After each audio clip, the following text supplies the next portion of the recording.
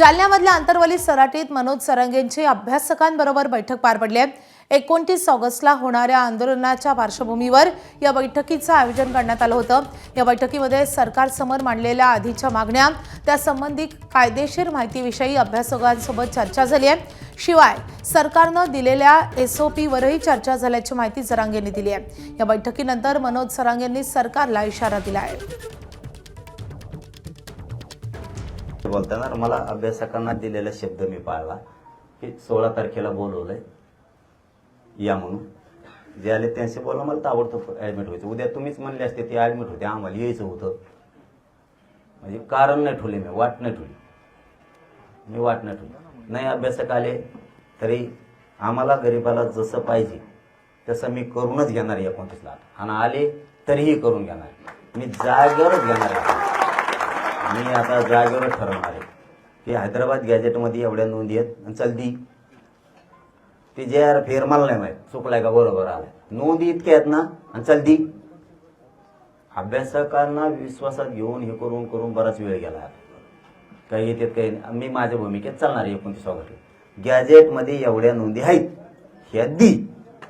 कशा द्यायचं तू बघ तिकडे, या सते काढून तिकडे नको काढू। या इथं एक खुर्ची टाकू, एक खुर्ची आणा। नाही नाही दादा इथं या तुम्ही, सर इथे येते दादा तिथे, त्या खुर्ची अलीकडे सरका। म्हणजे माझी भूमिका मी सरळ सांगितली, जेवढे अभ्यासक आहेत फक्त तेवढेच खुर्चीवर बसा, बाकीचे बसू नका। बसत दादा इकडे या खुर्ची घेऊन, इथं या इथं येते टाकतं काय होतं आपल्या जागा किती लागत आहे। सरका पलीकडे वाटल्यास थोड्या खुर्च्या पिशवीवाले मागे सरका, उठा ना। काय इतक्या कोपऱ्यात वर लागल पण हाय काय एवढं कोपऱ्यात, मला काही कळत नाही। मागं मोकळे पटांग।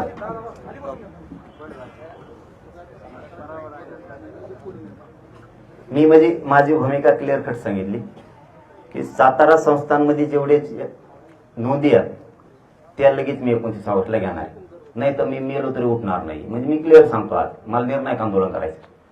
त्याच्यात 1901 च्या जनगणनेत कोल्हापूरच्या संस्थांमध्ये 3,85,000 नोंदी आहेत। मला ते प्रमाणपत्र पाहिजे। तुला कवा अंमलबजावणी करायची, तुला JR कवा काढायचं ते तुपला उद्योग होते। बस झालं, आता 3 वर्षे मी प्रामाणिक चाललो, वेळ दिला पाहिजे, समाजाला नाव न ठेवला पाहिजे म्हणून मी वेळ दिलेला। मी याच्यापेक्षा वेळ देऊ शकत नाही। हैदराबाद गॅजेट पण टप्प्यातच जावं लागेल। सध्या संख्येनुसार आम्हाला आत्ता द्या, बराचसा मराठा समाज राहायला बी घालतो म्हणलं ना, नाही ठेवणार। सरकारने आपल्याला असं बोलूनच 2-4 वेळेस फसवलं। ऐकून घ्या माझं म्हणणं काय, याच्यात तुम्ही कायदा करून त्यांनी केलंय तर सगळ्याला होतं ना, ते धोरणाचाच निर्णय घेतला मराठवाड्यात त्यांनी। ऐकून घ्या ना, तो JR कायदा होतो, JR निघतो। तुम्ही जे म्हणलंय हे आता आपण 2008 पासून मांडतो की आपण महाराष्ट्रात तिकडून आलं आरक्षण घेऊन आलं, ते घेतलं लिहिलं त्याच्यासाठी दादा ते आपण तुम्ही JR मध्ये सुधारणा म्हणता ना, माझी विनंती आहे आपल्याला यांनी सुधारणा करूनच दिलेलं आहे, तरी आपल्याला त्रास होऊ राहिला। आपण आज त्याच्यावर चर्चा चालू बरोबर आहे, तरी आपण आता काय करतो मग JR चुकला का म्हणतात। जर JR दुरुस्त झाला तर मीडियात बोंबलतात का म्हणून JR चुकला। परत हाय बघा, मला मार्गी तर लावावं लागेल ना, माझ्यावर आरोप असं काय करता। नाही तर एखादं लेकरू जर चांगलं लढतंय ना, त्याला येऊन सांगा ही सुधारणा करा, बोंबला टाका म्हणून। मग सुधारणा ताई, जर आता सुधारणाच नाहीये काही तर ते चांगलं पण नाही ना। मग समजा आता मी मोकळा झालोय आंदोलनातून, असं राहिला, मग तुम्ही कधी काही करायला लागले, हे सगळेच उभा राहिलेले एवढी, मग मी तुमच्या विरुद्ध असंच बॉम्बलायचं का? काय झालं आता कम व्हाय ना, ही रूढ नाही पडावं आपल्या समाजात। ही माहिती थांबा रे बाबा, तुम्ही अभ्यासक आहे का? अभ्यासकाशिवाय एकाने बोलायचं नाही। सगळ्यांना सन्मानानं बोलवले, सन्मानाने वापस गेला पाहिजे। आपल्या डोक्यात हे असतं। मी जर उद्या कोणी आंदोलन करायला लागलं, मी आंदोलनातून मोकळा होईल, मग माझ्या डोक्यात खुटी तवाले ताणीच होता मला। आता मोकळा झालो मी। आता तू हे ना, आपल्या समाजात हिरवड पडू नये, लय हाल केले आपल्या समाजाच्या लोकांनी। आपल्या चुकलं की सुधारणा काय करता येईल ते करायचं, जेवढं सांगता येईल तेवढं सांगायचं। आपण ह्याच भानगडीत पडू तर मोठे होतो, नसतं मग उगाच काय ते अशी मोठी दरी निर्माण होत जाईल, आणि तुमच्या माझ्या भांडणात समाजाचं वाटलं। आता नको ते, नंतर चुकले फेकलेले आपण कोण एकामेकाचा कान फडायला हाणू पटांगणा डोंगरात घेऊन, आज ती वेळ नाही। आता काय तुमचे दोघं कागद? हा दादा, आपल्या आंदोलनाचं सगळ्यात मोठी विषय की हैदराबाद गॅजेट सगळीकडे प्रमाणपत्र निघालेले, कन्नड, सिल्लोड, वैजापूर बऱ्याच ठिकाणी निघाले, पण व्हॅलिडिटी होत नाही. नाही ते बोललो ना, व्हॅलिडिटी होत नाही. साठी 2000चा कायदा आणि 2012चे जे रूल आहेत त्याच्यात मॉडिफिकेशन होणं गरजेचं आहे. त्या बेसवर आपल्याला जे प्रमाणपत्र दिले त्याच बेसवर आपल्याला त्याची पडताळणी झाली पाहिजे. का मग बरं मी काय म्हणतो, फॅन लोक मग तुमच्याकडे? काही गरज नाही. नाही नाही मग फॅन कुठं बसा तुम्ही विषय तिथे? झाला ना दादा. मी मांडला, सगळ्यासमोर मांडला, तुम्ही विषय घेतला, ठीक. मराठवाड्याची मागणी घेतली, आमचं आरक्षण आम्हाला परत द्या. परवानगी घेऊन जातो बरं का, काम येऊ राहिला.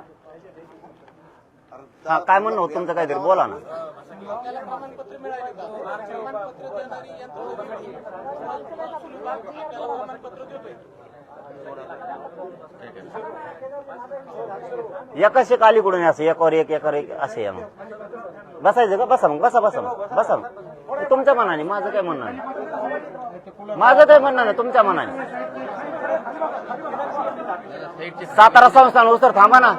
हा सातारा संस्थान ठीक. हा या बाजूला जेवढे जण उभे आहेत ना सगळेजण खाली बसा. गरमाला सगळेजण खाली बसा.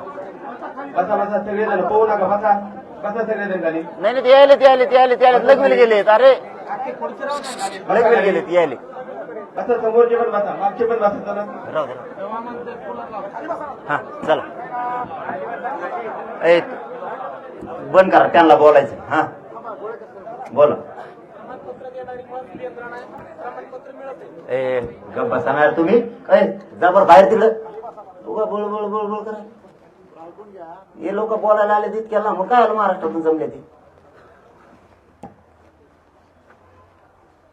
हैदराबाद गॅजेटनुसार आता प्रमाणपत्र द्यायला सुरुवात झालेली आहे. आणि प्रमाणपत्र देणारी यंत्रणा महसूल यंत्रणा वेगळी आणि व्हॅलिडिटी करणारी अर्धन्यायिक यंत्रणा वेगळी. तर त्या यंत्रणेच्या 2000च्या नियमामध्ये आणि 2012च्या रूलमध्ये मॉडिफिकेशन गरजेचं आहे. त्याच्यात हैदराबाद गॅजेटचा संदर्भ आला पाहिजे. ते झालं, व्हॅलिडिटी झाली म्हणजे मोठ्या प्रमाणावर लढ्याला यश येईल. 2001 2012 2000चा कायदा आणि 2012 मग तिथं घेतलाय ना त्याच्यात. बर ठीक. यामध्ये बोला ते यामध्ये त्या GR मध्ये एक शब्द आहे, एक वाक्य की समितीचा दावा जातीचा दावा करणाऱ्या व्यक्तीच्या गावातील, कुळातील, नातेसंबंधातील व्यक्तींना. तर याचं पण स्पष्टीकरण त्या GR मध्ये घेऊ आपण घेणार ते जर करता आलं तर. घेणार पहिले पण GR झाला त्यावेळेस पण बोलतो. लिहूनच घेतलं मी ते स्पष्टीकरण घ्यायचंय म्हणून. ठीक आहे, नात्यातला, कुळातला आणि रक्तातला. रक्त संबंधच होतो ना हा दादा. घेतला आणि नाहीतरी बसूनच राहायचं दादा 29 नंतर. त्या याला सगळं भोगाच करायचं, यांचा सोडायचंच नाही यांना.